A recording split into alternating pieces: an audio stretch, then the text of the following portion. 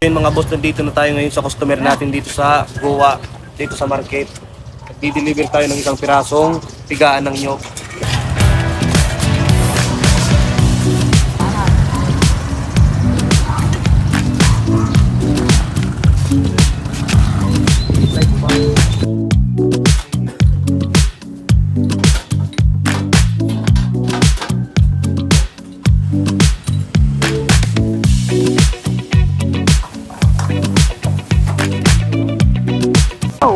So ayun mga boss, sa mga interesado bumili ng nyog, meron dito pigaan nyog sila ma'am.